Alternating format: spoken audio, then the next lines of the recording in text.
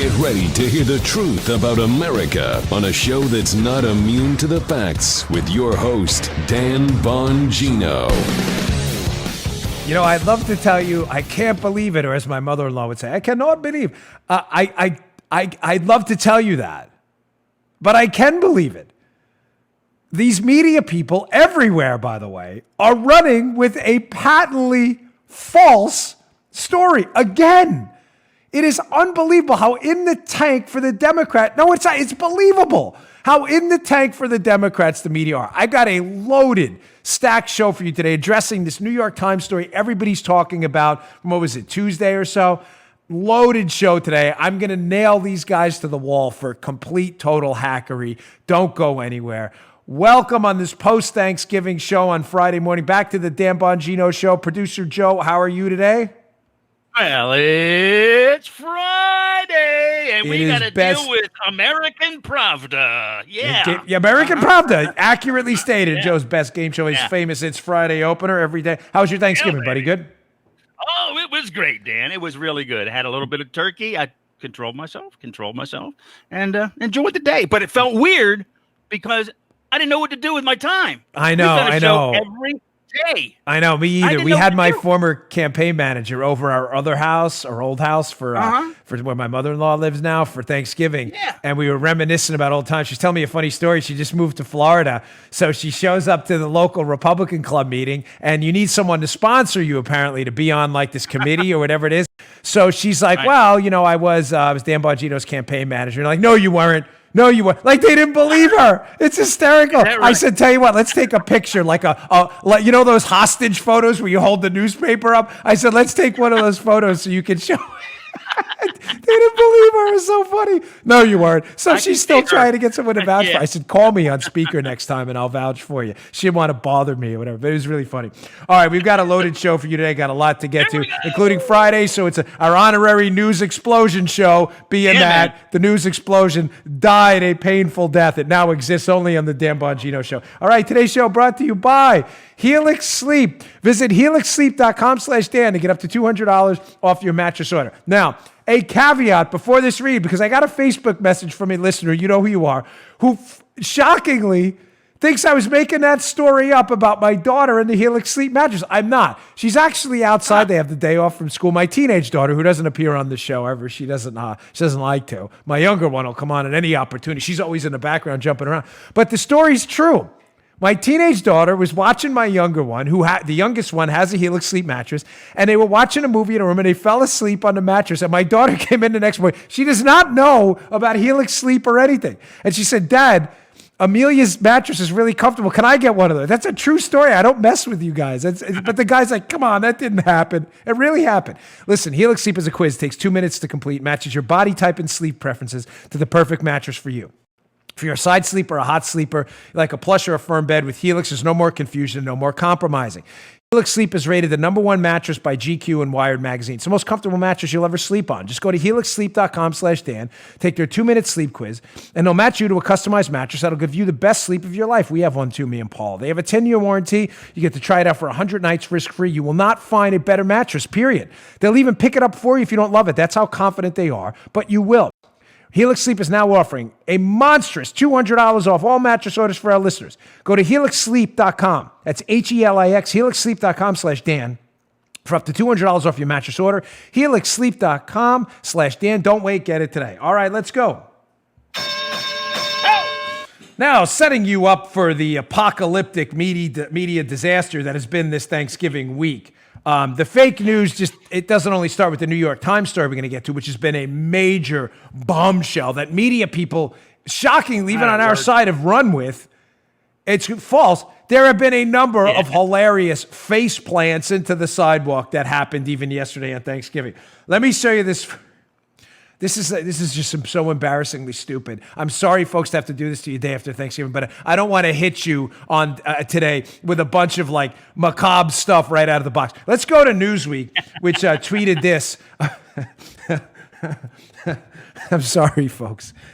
How is Trump spending Thanksgiving? Newsweek, of course, which hates Trump, so I try to take a shot at him. How is he spending Thanksgiving? Tweeting, golfing, and more. Obviously, attempt by the hapless lunatics at Newsweek to make Trump look like an idiot on Thanksgiving. Look at him tweeting and golfing. What a loser. What was President Trump actually doing? Well, as you can see in here, President Trump was showing up in Bagram Air Base in Afghanistan, greeting our troops. Your troops celebrating here. Happy to see. Yes, President Trump took a secret trip into an active war zone, putting his own life, by the way, in danger, significant danger. That's right. Yeah, you're darn right. That's right. And Joe knows why, where I'm going with this. To spend Thanksgiving with our troops and to serve them food and take pictures and to meet with the Afghani president over there. This is just an embarrassing, epic faceplant by the by Newsweek, who is just trying to slime the president. Just embarrassing. And just a quick note on this: this is not, and I sincerely mean this. Please, it is not, because I tweeted this out and I kind of regretted it afterwards a little bit because I thought it came off wrong. I tweeted out I had literally did the lead advance for President Obama's trip in 2010 to the exact same place. Bagram Airport. Right. Matter of fact, I believe to the exact same hangar. I had done the lead advance when I was in the Secret Service. And when I tweeted, I regret it because I wasn't trying to make it about me. I was just trying to set up that I understood firsthand how dangerous this is, to make it about the troops and Trump. But I get it. One person was, I got 5,000 comments or whatever. Somebody tweeted back like, don't make this, but it's not, I promise, that was not my intention. My only intention was, and to you right now, is to explain to you that, ladies and gentlemen, these are super dangerous trips.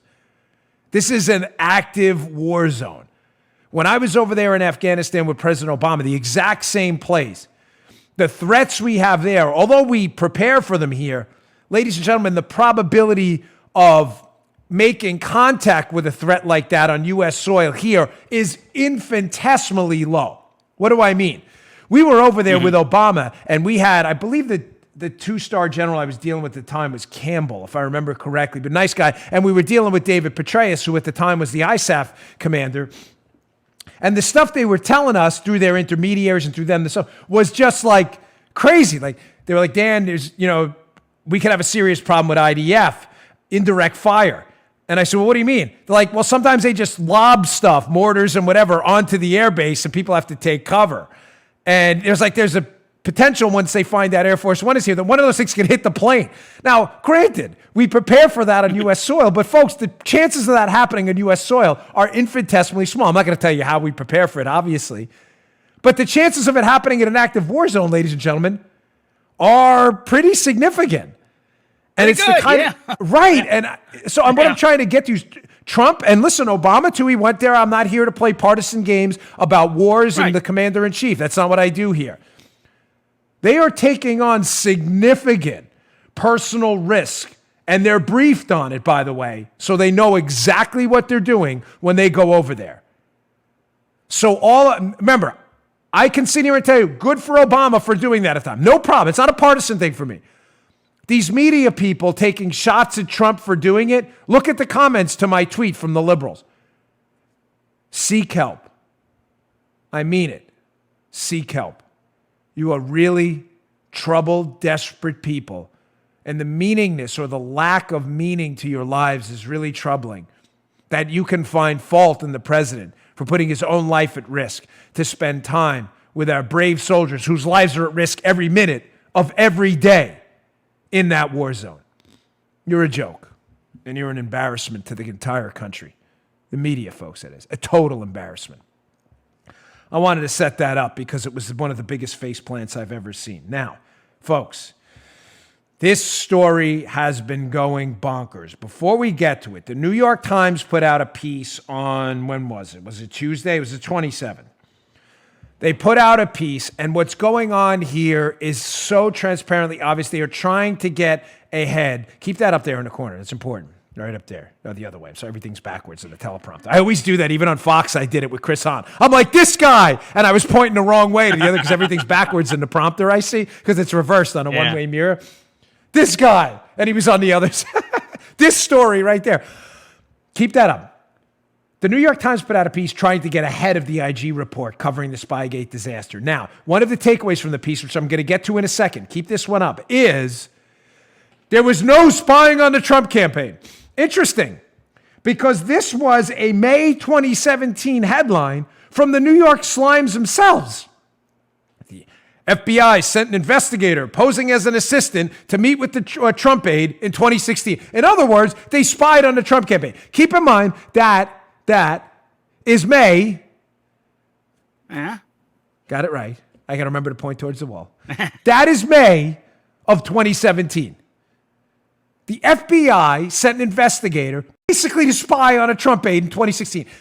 The story now is changing. All of a sudden, magically changing.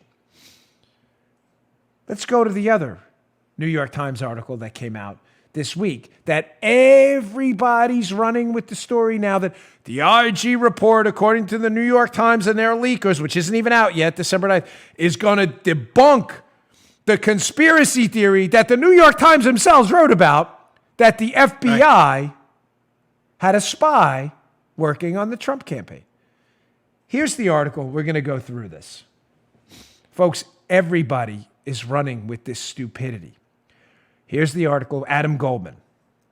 Russia inquiry review is expected to undercut Trump claim of FBI spying. Oh my gosh, folks, the Slimes wrote this story in May. What do you mean Trump allies? You wrote the story, the New York Times. Hey, you got the stupid stick? Give it to me. Give me the stupid stick. Somebody will send the stupid stick now, I'm sure, to the P.O. I'm guaranteed. Whenever you mention something, Joe, my P.O. box overflows with stuff. Every time. I don't know what to tell. The Times wrote this story themselves and is now walking back their story of the FBI sending spies to spy on the Trump campaign. Now, what's disturbing about this, and believe me, I'm painting a broad brush here because I've seen this everywhere, is the media is now running with this headline. Despite the fact, which I'll get to in a moment, if you actually read the New York Times story, which I did and have multiple screenshots from, it completely refutes the headline and their May headline. The May headline was basically, the FBI sent a spy on the Trump campaign. The new headline, there was no spying on the Trump campaign by the FBI. What? Then you read the story, and it clearly lays out, in no uncertain terms, that the FBI sent people to spy on the Trump campaign. Let's break down the spin for the media people who are shamefully running with this headline. The story's been debunked, no spying on the Trump campaign. You are doing the whole world a disservice. You are doing, as Joe said, Pravda-like activities. Russian propaganda from the Soviet days. It's embarrassing. Did you even read the story? Let's get to it. First, takeaway number one. They actually admit in the piece they were spied on, folks. Do I need to read this to you? I will, because I actually did journalisming that journalists refused to do. Quote, New York Times, Adam Goldman. For one, agents had an informant, an academic named Stefan Halper, meet with Mr. Page and Mr. Papadopoulos while they were affiliated with the campaign. Wait. Time out.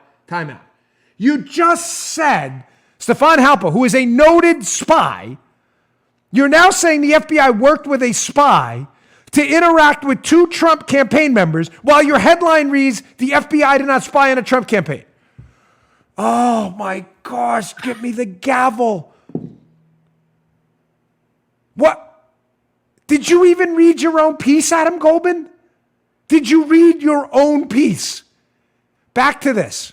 This is unbelievable. They don't only admit that Halper, a known spy, the FBI was working with them while they were interacting with the campaign.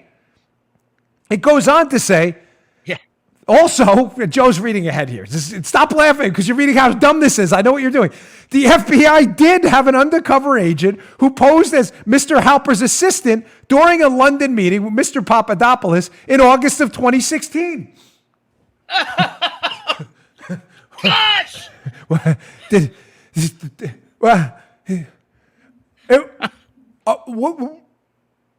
Paula, please, because Joe, I know Joe's been overtaken. The stupid fog is overtaking both of us. Neither one of us can get a word out. Are you reading the same thing I'm reading? We did not mess with this screenshot, correct? This is from the Times article. You can read it. I'm not going to link to it because I refuse to give these idiots one extra click. I refuse to do it. Their own article cites the FBI working with a known spy, Stefan Halper, working with him to spy on the Trump campaign, and then sending an additional FBI informant with Halper to spy on the Trump campaign.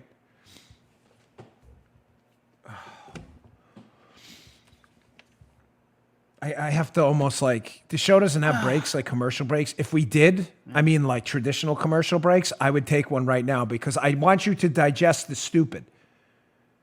Folks, I've been tweeting out all weekend. If you want these screenshots yourself, you can take them off the screen. You can cite them. You can go to the Times article yourself. Again, I'm not going to publicize the article. I have taken screenshots all weekend on my Twitter account at @Bongino. Most of you follow me already.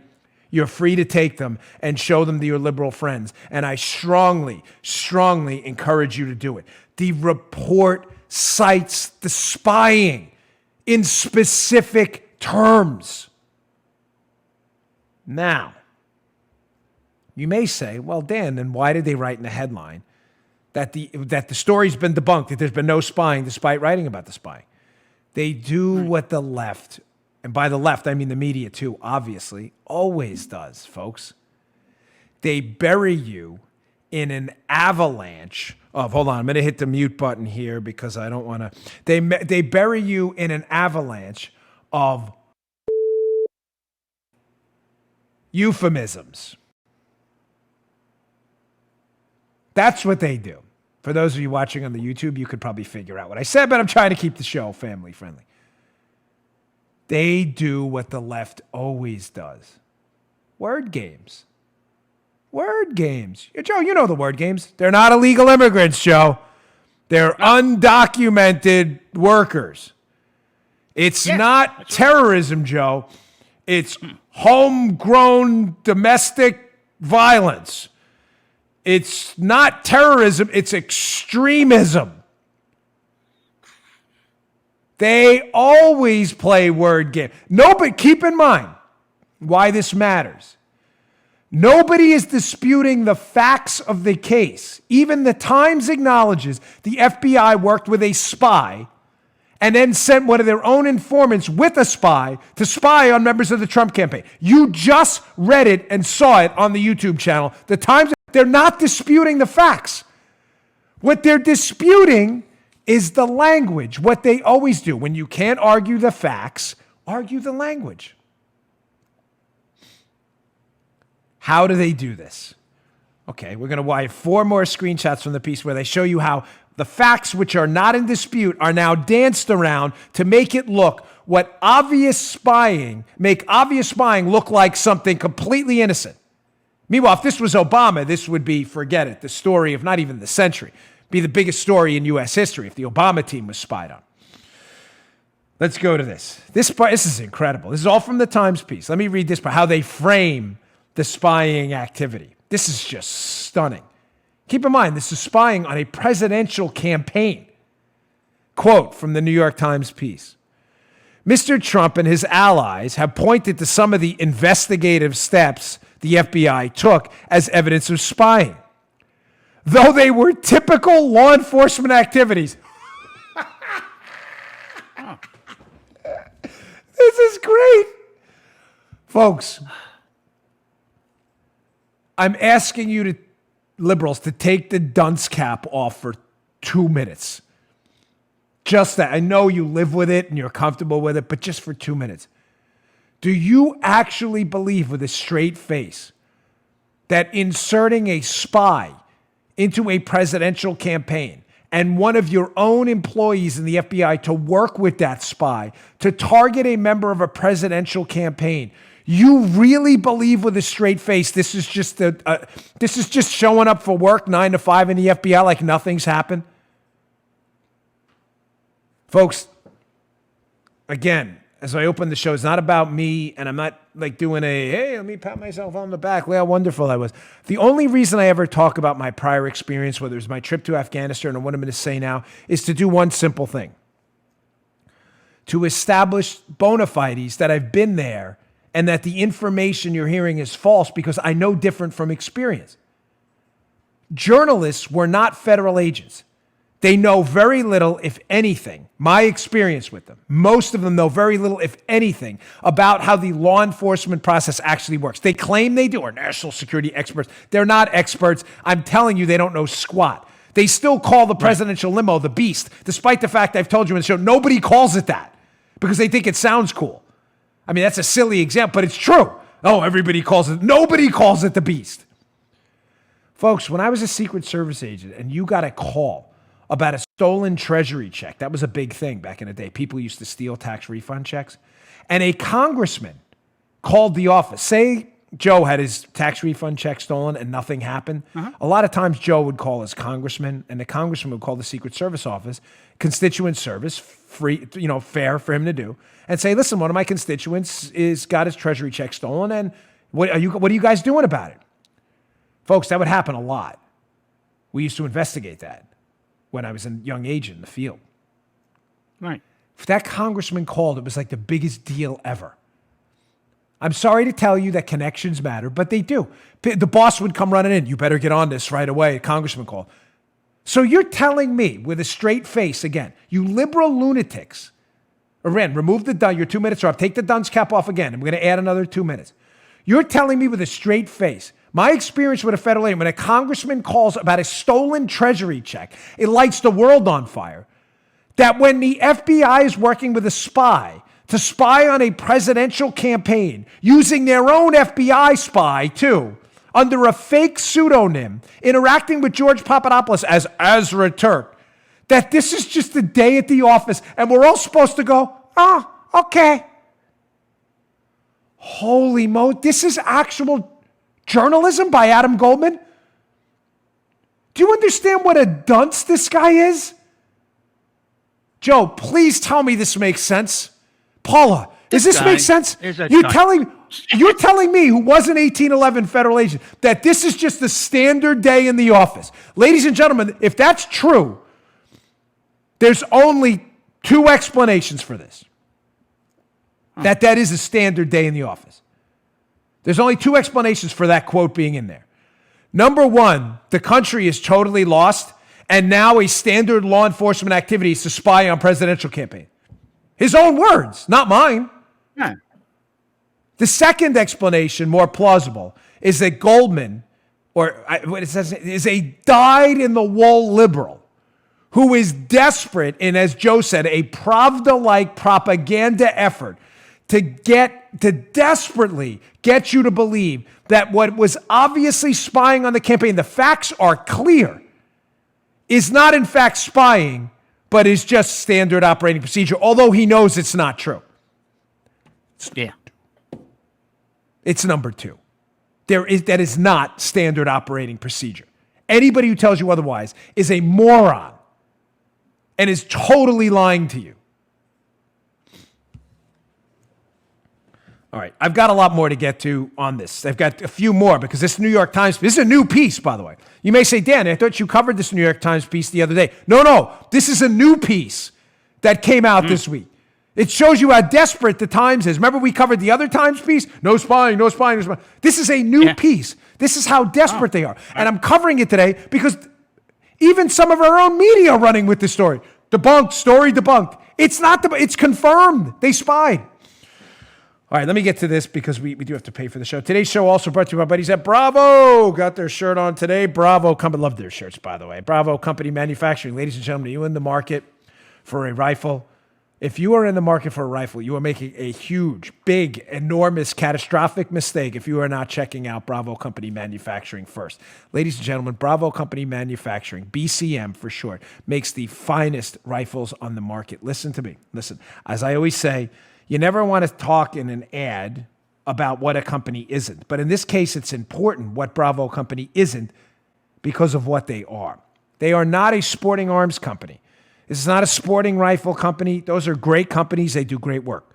This company builds one thing and one thing only: life-saving, professional-grade products built to combat standards. This is not a joke. Bravo Company Manufacturing believes the same level of protection should be provided to every American, All my listeners, regardless if you're a private citizen or a professional.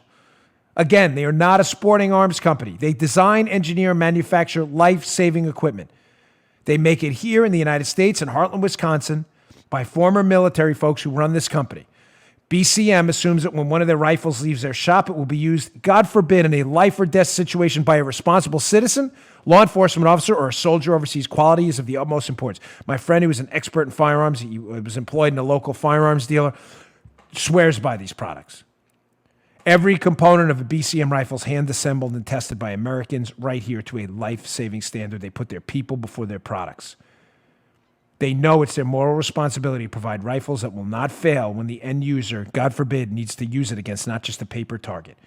To learn more about these spectacular rifles, Bravo Company Manufacturing, head on over to Bravo Company M, like Mary, F like Frank, G.com. Bravo Company MFG.com. Bravo Company MFG.com. Discover more about their products. You have special offers coming and upcoming news.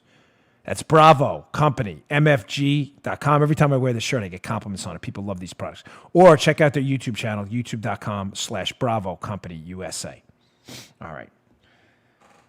Getting back to where we are. So, now to reset. The Times piece has become the new media narrative. No spying on the Trump campaign, despite the fact I just showed you the spying is now confirmed by the New York Times themselves. They're now lying to you, telling you, don't worry about the spying. It's just a typical law enforcement activity. That's false. But it gets even worse. They're doubling down now on the Mifsud spin. Now, this is classic because remember, I know, yeah. I'm even tired of talking about this myself. Joseph Mifsud, according to the liberal media narrative, is a Russian agent that met with Papadopoulos in early 2016 about the Hillary Clinton emails or dirt that started this whole thing. Remember, Papadopoulos then tells Downer that becomes, according to their narrative, the genesis of the FBI case. If Mifsud is not a Russian agent, this whole story is complete garbage. He's not.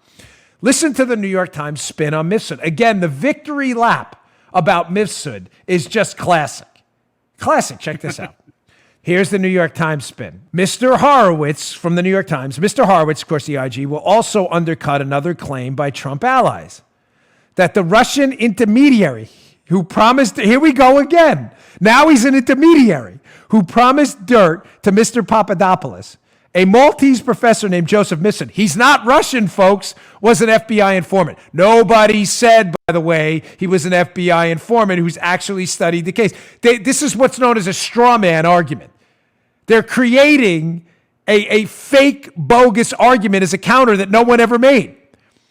Mr. Papadopoulos has also helped spread that claim, he contends, without evidence that the FBI or the CIA set him up to derail Mr. Trump's campaign. Ladies and gentlemen, number one, there's a lot of evidence that Mifsud may have been part of an elaborate setup. His ties to Western intelligence are known, are detailed through the Link campus, through photographs, and through an internet search journalists are not willing to do because they're an embarrassment to journalism.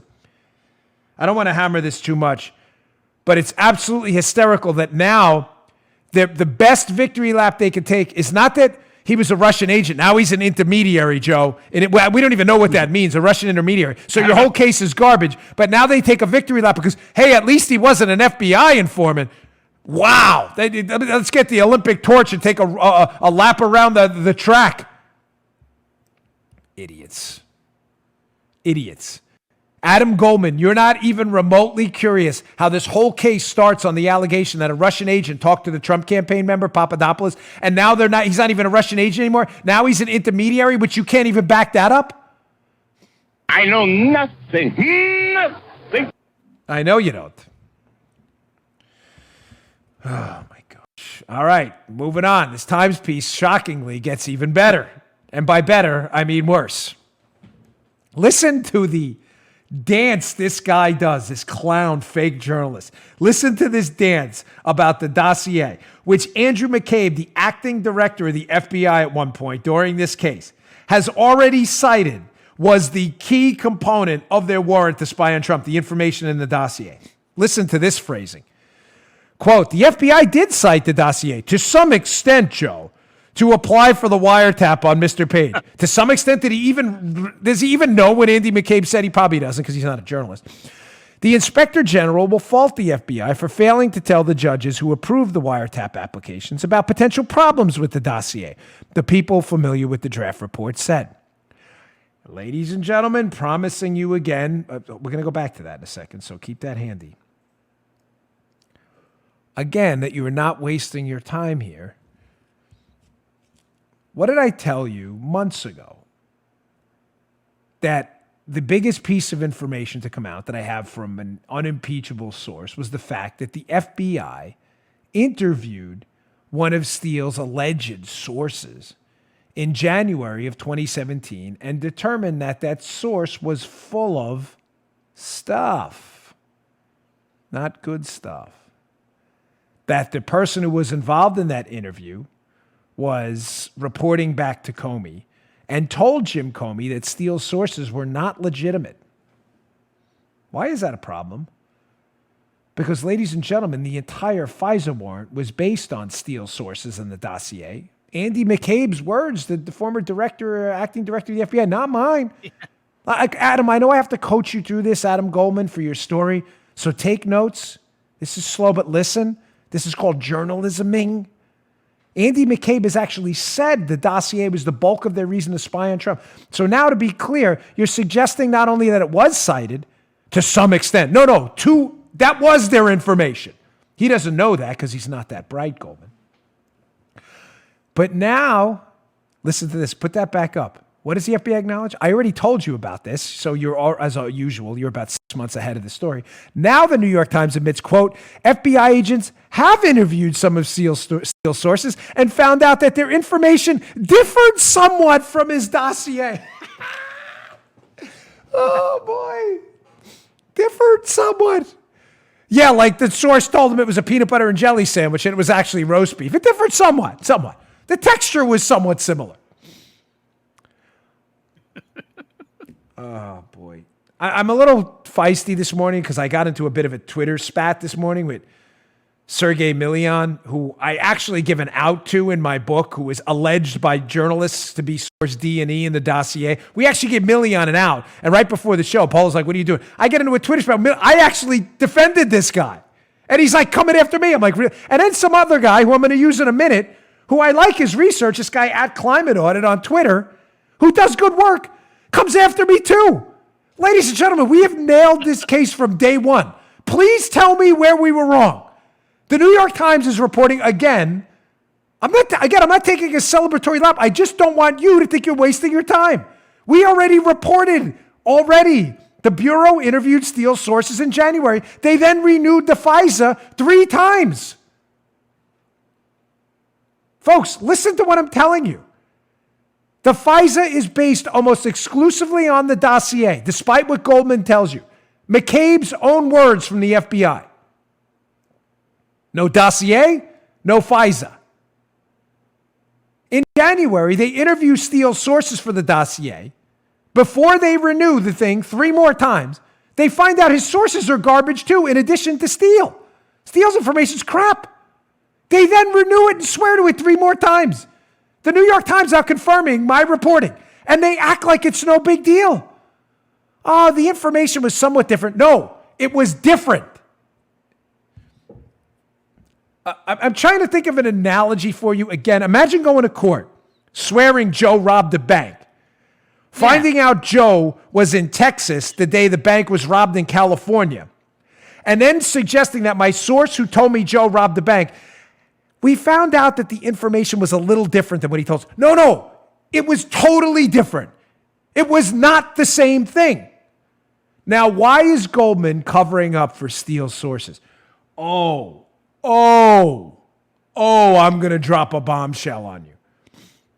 I've been holding it, but now, based on, ironically, with this guy who was hitting me on Twitter this morning, caught in the book, I'm going to show you why, something I've been holding for a long time. Steele's sources for the dossier may be a little more troubling than you've been led on to. Some of you will get what I'm putting down already because you've been listening to the show and I've been hinting at it for months. But now that it's coming out in the open, I feel a little more comfortable. I don't like burning people, and I'm not. Now that it's out in the open, I think it's time. All right. So, again, we told you they interviewed Steele's sources, and they were garbage. Now you know, even the New York Times. All right, let's get to the last part of this, the New York Times piece, because I want to move on to what's really the explosive connections I talk about in the title of this piece. from the final portion of the New York Times piece. Though a wiretap itself is an intrusive investigative tool, gee, you think? FBI officials obtained a wiretap on Carter Page after he had left the Trump campaign. Here we go again. We are back to like episode 628, where this whole thing started. Our famous episode 628, which like quadrupled our audience. Now the talking point. What? I wish I had a peanut gallery or a call-in section for the show or something like that, you know? Like a studio response. I would ask the studio, I would say, hey, what narrative story do you think Goldman's trying to tell you? It's not the facts. What spin is he trying to put on this?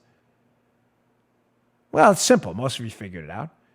Goldman is trying to tell you now in the New York Times, don't worry. They weren't spying on the Trump campaign. Carter Page already left. Goldman, who really is an embarrassment to journalists for even writing this. Do you not understand how this works? Again, sorry to bring this up, having been a federal agent, when you get a warrant to spy on Page and you access his emails and texts, it's not from the day you do it. In other words, if Page is responding to older emails, you access his email file and his text, you get his texts and emails when he was on the campaign too. Oh. Goldman's not bright enough to figure that out, but he's not a journalist. He's a fake news guy.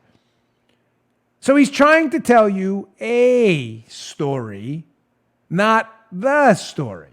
The story is the Trump campaign was absolutely 100% spied on. As he says in his own story. He's just trying to, don't worry. They only spied on Carter Page after he left the campaign. Well, again, showing you how these, and I'm sorry to have to constantly waste your time with these morons, but you have to be prepared. How do I know they were spying on the Trump campaign? Because Jim Comey said it himself, the director of the FBI, which Goldman, who's really not bright, apparently hasn't looked up. Let's put up a little screenshot of Comey's own testimony, which Paula was kind enough to even highlight for you. Here's Jim Comey's own words. Quote, James Comey, former FBI director. Gosh, Goldman, just do your homework for once. Quote, I have been authorized by the DOJ to confirm that the FBI, as part of our counterintelligence mission, is investigating the Russian government's efforts to interfere in the 2016 election. That includes investigating the nature of any leaks between individuals associated with the Trump campaign and the Russian government. Highlighted for you on the YouTube, youtube.com/Bongino. Adam, are you taking notes? Did you miss that? Because I know what you're hinting at. You're not smart enough to get it slip one past the goalie. We know exactly what you're doing. They weren't spying on a Trump campaign. They said they were, knucklehead. Did you read that? Holy Moses, are these people stupid. Now, I'm going to sum this up. I'm going to hat tip the Conservative Treehouse guys here in a second. They have an interesting article out there. And then I'm going to sum up what we know from the New York Times article to tell you what I've told others and will continue to tell others. They should be celebrating this New York Times piece, despite its headlines and its spin. If this is their best face forward, Joe, about what's coming in the IG report, holy Moses, are they in a world of trouble. I don't know. I haven't seen it. It's not out yet till December 9th. I'm only telling you, if this is the best story that came out of this, and the New York Times spin is the best they can do, holy Moses, are they in trouble. From this Conservative Treehouse piece, which is fascinating, there's an interesting snippet in there I just wanted to highlight. The piece is titled, More IG Report Leaks. New York Times reports FBI spies around Trump campaign were not spying on the Trump campaign. Which is, right? Great title. FBI reports that FBI spies were not actually spying on the Trump campaign. Title, you scratch your head with the title because you're like, it can't be true. It is true. From the piece, though, remember, the New York Times is reporting on leaks about the IG report. Here's an interesting takeaway from the last refuge, the Conservative Treehouse guys. Sundance wrote this. Each principal, in other words, the people being investigated by the IG, folks, can provide feedback for inclusion in the report. However, all feedback added to the report generates an IG rebuttal. Stay with me. Keep this in mind, folks, because these leaks to the Times are the feedback, and the leakers have no idea what the IG rebuttal will actually be. The more the principals obfuscate and justify conduct to the IG in their feedback, the stronger the rebuttal that feedback will be in the final report. Let me translate that. Folks, obviously the people leaking to the friendly Democrat run and operated New York Times and CNN, and to Adam Goldman and others who they know aren't going to do journalism, these people aren't pro-Trump. These are probably people being investigated by the IG that are leaking their rebuttal to the report. You get it? So in other words, Joe, if I have not seen the report, again, if the report says the FBI used their own operatives to interact with the Trump campaign, I don't care how they word spying. In other words, the FBI spied. If the rebuttal from the principal involved in it, McCabe or others, is, hey, we weren't spying, these are typical law enforcement activities. Do you see what's happening? The Times is reporting these were typical law enforcement activities. That's not what the report says. That could be what the leakers said. In other words, everybody take a time out until we actually read what's there. The Times is clearly spinning for the people being investigated. T-O, baby. T-O. Time out. Okay, let's sum this up. And then I want to get to some really, really important, the connections I talk about in the title of this. So I had to write this down. So the summary from the New York Times' own report, by the way. Remember, this is their best face forward. We now know the FBI spied using multiple spies, Halper and their own informant. We now know that. They reported it. I read it to you myself. We now know the FBI cited the dossier paid for by Hillary and widely debunked in an effort to spy on the Trump team. And we now know Andy McCabe has already said no dossier, no FISA. So we know they spied on the Trump team and they used discredited, debunked information to spy on a presidential campaign. Sound like huge bombshells to me, not according to the New York Times, typical law enforcement activities. We now know what I told you 6 to 8 months ago or whatever. It's a joke. We now know that the FBI interviewed Steele sources and debunked them too. Sounds like kind of a big deal, no, folks? Not according to the New York Times. It's no big deal. Trump allies like Dan Bongino, they're making all this up. Yeah, sure. We now know they renewed the FISA warrant 3 times anyway, despite knowing Steele's dossier was discredited and the information wasn't accurate. We now know they investigated the campaign despite Goldman's protestations because Comey's already told us they investigated the campaign. And we now know that the New York Times can't even prove that Mifsud, the Russian who supposedly started this whole thing, was actually a Russian. Their victory lap is, well, at least he wasn't working for the FBI. Nice. Good face to put forward, guys. Well done. Well done. Good job. It's embarrassing. Like I said in my tweet last week, never, ever insult me by calling me a journalist. Ever. You want to get blocked on Twitter instantly? Tweet to me I'm a journalist. I will block. It's no worse insult in this. I'm serious. I'm not messing with you. It's not a joke. I am an investigator who investigates facts, who had a credible work history of doing fact-based investigation. That's what we do here. Don't ever call me a journalist. I'll block you instantly. I'm sorry. There's no worse insult given what you just read in the New York Times than calling someone a journalist. And the media is running with this. It appears the stories have been debunked about spying. Did you even read the story, bro? Oh, hell no. Darn right. All right, today's show, one of my favorite sponsors. Don't go anywhere. I still haven't even made the connection. I got a lot to get to. It's important on a Friday show. Also brought to you by... You see that? My buddies at Vincero. Look at that. I got to get away from the light. Ladies and gentlemen, these are the finest watches for the money you're ever going to get. I got a couple of them right here. I got the Altitude and the Chrono S. Folks, listen, don't mess with Vincero. I'm telling you right now, if you have one of those $5,000, $10,000 watches where you're paying for the name only on your wrist, you are probably overpaying for a garbage watch nobody cares about. You want to watch, I'm not kidding, that every time I wear, I get emails. I'm not messing with you. I don't do that with sponsors. I get emails and tweets about, hey, where'd you get that watch? I saw you with that watch on. They're Vinceros. This is one of my faves, the Altitude. I'm wearing the Chrono S. This one's a beauty. I love this. Always get compliments on the Altitude every time. This is a gift-giving season. And today's sponsor, Vincero, this company's a great example of entrepreneurs who found their passion. They went in on it, and it paid off. They're one of my favorite sponsors. You have to check out their watches. They are gorgeous. Look at the weight on this thing. Feel that. Can you? Well, you can't look at the weight. Feel the weight on it. The marble back, the high-quality glass, the beautiful leather. Look how thick that is. This is all worn because I've already been wearing the thing forever. Vincero, they want to let you know this week is their massive holiday sale. You will not find a better gift for the woman or man in your life. Paula, you love your new one, right? The new Vincero they sent you. Woman or man, everything on the site is on sale, no exclusions, and products sell out quick, really quick. Don't wait to buy. Head over to Vincero, VI, and look at that. There's a watch in that picture. Look at that. Nice watch. Head over to Vincero Watches, VINCERO watches.com/Bongino. Check out my favorite picks and take advantage of the biggest sale of the year. Everyone needs a fine timepiece for men and women. Everyone needs a quality watch. I'm so excited. You feel like $1 million with this on, even though you paid less than $200 for it. This is a beautiful, beautiful watch. No one will believe it. My brother's a watch collector, and my brother-in-law actually works in a jewelry store. He says, great watches.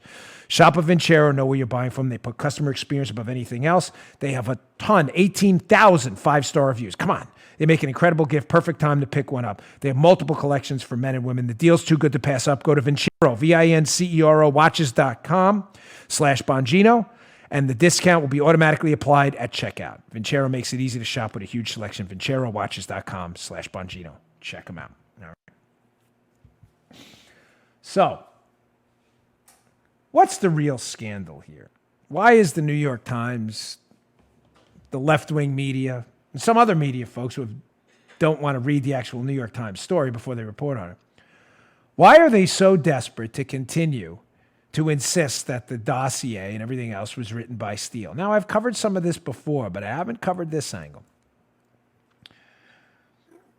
I've been holding this for so long, I feel it may be anticlimactic, but I'll put it out anyway. So we've all been told Christopher Steele wrote the dossier, right? What are you doing over there? She's like surfing like Teen Wolf and Michael J. Fox in the movie. We've been told for a long time Steele wrote the dossier, and they stick by that story no matter what, that it was Steele's information. Why? I've already set this up for you. I'll quickly set it up again because Steele had worked with the FBI before. In order to sell the dossier to a judge to spy on the Trump team, they had to insist that it came from a credible source, and Steele had worked with them before. It's as simple as that. They couldn't say, hey, Hillary gave us the information through Glenn Simpson. The judge would have never. That's why they hid it in the footnote. You got it? Very simple. Yeah. Folks, did Steele write the dossier? I think you already know from listening to my show that I believe, according to information we presented in our own book, reported in Tablet Mag and elsewhere, Simpson's own wife seems to indicate that Glenn Simpson had significant input into this takedown of Donald Trump. Simpson himself. Simpson's wife wrote in a now deleted Facebook post, according to Tablet Mag, that it was Glenn who basically took down Donald Trump. Now, Glenn Simpson and his co-worker, Peter Frisch at Fusion GPS, have a book coming out, and there's something in the book that should get everybody's antenna going up. I'm going to ask you a question so I don't bury the lead like the New York Times did about the spying. Was Halper a part of the dossier? Did you pay for it? And was Halper double dipping? I've been holding this for a long time, out of respect for people. I don't mean bad guys. I mean, you talk to me and you tell me not to share something, it doesn't get shared. I don't do clickbait stuff and I don't burn people. But now it's out there. It's out there. So now it's pretty much fair game. And people are starting to ask some serious questions. Ladies and gentlemen, do you understand what I just told you? Because that may have slipped by a few. I'm not even sure Joe caught that. He may have, he may not. Mm. Did Stefan Halper, who now the New York Times acknowledges was working with the FBI, you saw it yourself, and we know, which I'll get to in a minute, was being paid by your taxpayer dollars through the Office of Net Assessments. Did Stefan Halper actually write some of the dossier? Or contribute to it, may not Say physically. what? Say what? What? Ooh, Where'd this come from? Uh, All right. I've been holding this one for a while. I was Now- quiet, but I was thinking that. Yeah, what? Well, I know because I kind of hinted to you once something. Yeah. But this gets worse. I'm going to say, because there's an even bigger question, which I'm going to answer at the end of this. Did you pay for parts of the dossier by paying Halper? And secondly, was Halper double dipping? Oh, this is where it gets really good. Was this a money-making operation the whole time? Okay. Keep those two things in mind. Did your taxpayer dollars finance Halper writing portions of the dossier or contributing to it is a precise way to say it? And was Halper double dipping and getting money from other people too? Let's now walk through this. Let's go to Bruce Orr, who was a Department of Justice official in the Obama administration, whose wife worked for Fusion GPS, who created the dossier. Of course, you know that. You know the details. He was questioned by Trey Gowdy. This is his testimony. By the way, hat tips Svetlana Lakova and her Twitter feed. She's the one who did the highlights for those of you watching on the YouTube. Gowdy asks Bruce Orr, did you and Chris Steele ever discuss Donald Trump? Remember, Bruce Orr is working in the Justice Department. He's handling Christopher Steele for the FBI. In the July 30th conversation, Orr responds, one of the items, this is the day before they open up the case against Trump. One of the items Christopher Steele gave to me, Orr, that he had information, I got to say this right. That Christopher Steele gave to Orr that he had information, Steele that is, from a former head of the Russian Foreign Intelligence Service, the SVR, who had stated to someone, Orr says, I don't know who, that they had Donald Trump over a barrel. Let me translate that for you because it's one of those impeachment hearing things. They said, heard it from a friend who, remember, this is this again. Remember I told you it's the same hoax, right? Mm-hmm. They all weave together. So just to sum this up, Bruce Orr in the Department of Justice, who's meeting with Christopher Steele, the alleged author of the dossier, the day before the FBI opens the case. They open it July 31st. He's meeting Bruce Orr with Steele July 30th. He then runs to the FBI that opens up a case the next day on a weekend. Steele allegedly told Orr, according to Orr's own testimony, that he heard from someone who heard from a Russian intel person, the former head of the SVR, that the Russians had Trump over a barrel. You following? Steele says he heard from someone, person A, who heard from another person who was a Russian intel guy that Trump basically was over a barrel. The Russians had info on him. Who the hell is person A? Who did Steele hear from about this information the Russians allegedly had on Trump? And who did that person A, hear from in Russian intel, a former head of Russian? Who was that? Was that Trebnikov, the old head of the SVR? Was that who that was? We'll get to that in a second. Here's the @ClimateAudit account on Twitter. It's a good account. A guy didn't seem to like me, but I don't really care. Again, it's not personal for me. But he's found this interesting snippet. He says it's from the Fusion GPS book. Glenn Simpson and his partner that wrote this. It's in a tweet feed. He's writing about Fusion GPS's book. That's where I got this. It's his highlights, @ClimateAudit, if you want to follow him and check it out yourself. Here's a piece from the book. Steele said that one of his collectors was among the finest he had ever worked with, an individual known to U.S. intel and law enforcement. Okay, follow me. So the day before they open the case, Steele meets with a DOJ guy who's handling him, Bruce Orr. Steele tells him he heard from a person who heard from this Russian intel guy that they had stuff on Trump, the Russians. We now know that Steele apparently told Simpson and Frisch that one of the people he was using as an informant or a collector was already known to U.S. intelligence and law enforcement contacts. Was that Halper? Oh, I hope not. I'm not kidding. I hope not, because ladies and gentlemen, this is third world Cuba type stuff. was Steele using Halper, is Halper person A, to get information from Trebnikov, the former head of the Russian Foreign Intel? Is that how that information got in the dossier?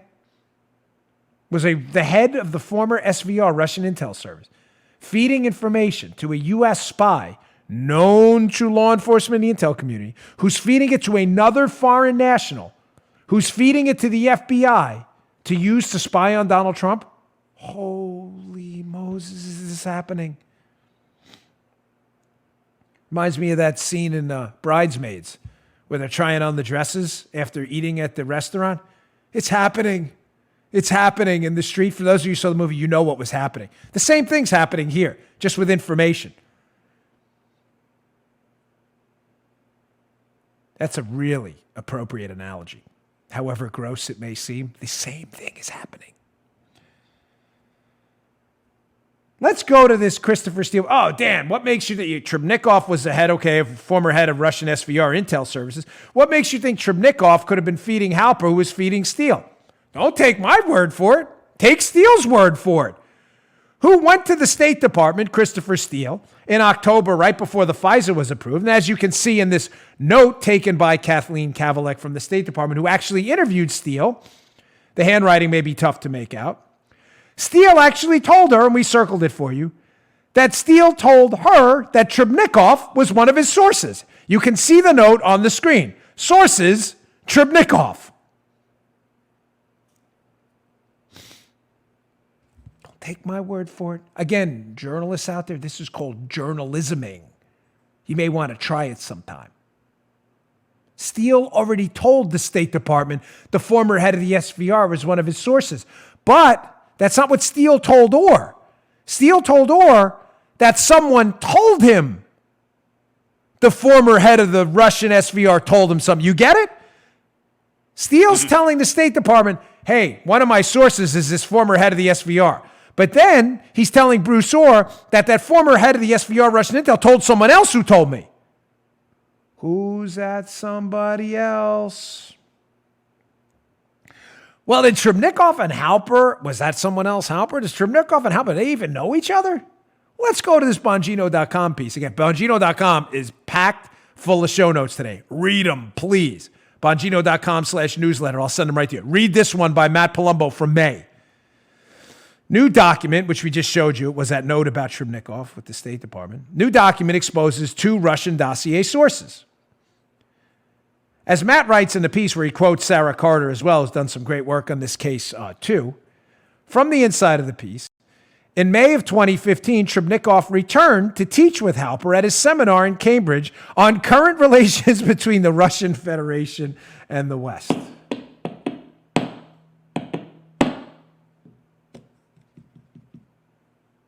So Halper and Trebnikov know each other and teach a course together at Cambridge? So let me get this straight. Again, we were told Steele wrote the dossier because he'd worked with the FBI before. Now we find out that Steele didn't actually get the information from the dossier himself. He got it from another guy who heard it from likely Trebnikov, because Steele's already said that, and that Trebnikov has worked with Halper in the past teaching a class at Cambridge, and that Halper was on the U.S. government payroll at the Office of Net Assessments being paid for work.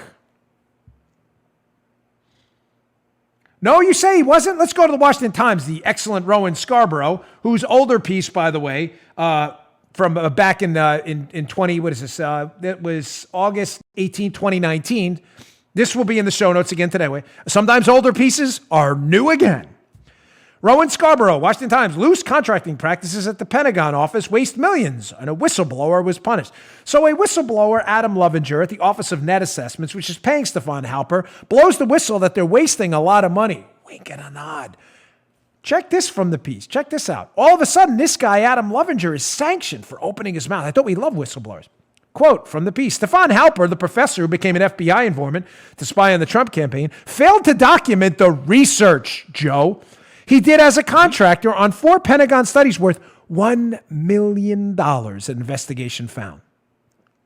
The DOD Inspector General report exposes loose contracting practices. The Office of Net Assessment, there's the ones who paid Halper, The same kind of problems reported by Adam Lovinger, who was later accused, shockingly, by the way, of mishandling sensitive data and has been suspended. Again, I thought we loved whistleblowers. Not when you blow the whistle on the government paying Stefan Halper, who may, in fact, according to reporting and according to connections, may have been a source for Christopher Steele and an intermediary between the Russians and Steele.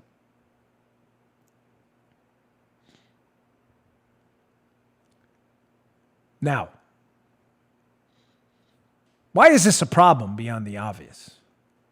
Because, ladies and gentlemen, as I addressed to you last week, if Halper had any input into that dossier at all, and he is in fact the intermediary between his buddy Trebnikov, the Russians, and another foreign national, Steele, while being paid by the United States government, there's no hyperbole. I just said it for you all.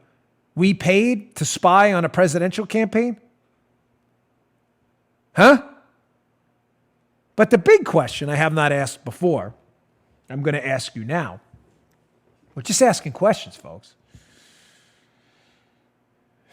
Was Halper double dipping? Was Steele paying Halper for that information too? Oh boy. Was a foreign national, Steele, paying a guy paid by taxpayer dollars to spy on a Trump campaign for information that spy was getting from a Russian intel head while simultaneously taking taxpayer dollars too? I guess we're all going to have to find that out, ain't we? Wouldn't that be an interesting money trail? Russians feed disinformation to U.S. spy working with the FBI to spy on an innocent presidential campaign being paid by tax dollars who may, in fact, we'll see, has a business association at least with Steele. Was Steele paying him too? Astounding. Only the biggest scandal of our generation. But again, don't worry, folks. The New York Times says there was no spying, nothing to worry about here, so everybody can just go home and eat your Thanksgiving leftovers. All right, folks, thanks again for tuning in. I really appreciate it. I'll be interviewing Brian Kilmeade later. I will, and now hopefully we'll launch it today. We'll see. It's a busy weekend. It's going to be a good interview, so I don't want to, bury it. But this show is important. Please share it. Thank you to all the folks on Reddit and elsewhere who shared our shows on these platforms. You've grown our audience exponentially, and I deeply appreciate it. Please subscribe. It's all free. Subscribe to our show on YouTube, youtube.com/Bongino. It's free. Won't hurt you one bit in the pocket, I promise. And subscribe on Apple Podcasts and wherever you get your podcasts. The subscriptions are free. It helps other people find us. Thanks a lot, folks. Hope you have a good weekend. Look out for that Kilmeade interview coming soon. Thanks a lot. See you later. Good day, sir. Hey, thanks for tuning in. Today's show was brought to you by my buddies at Brickhouse Nutrition. They make some of the finest nutrition supplements on the market. My personal favorite is Foundation. Now, you don't hear anything shaking in there. Why? Because the bottle is empty, because I use it. I love this product. Check it out. Foundation. It is a creatine ATP blend. Does three things: look better, feel better, perform better. Go give it a shot. Go to brickhousenutrition.com/Dan. Try out this creatine ATP blend and take the mirror test. If you don't believe me, take the mirror test. Before you try Foundation, right? Go check it out.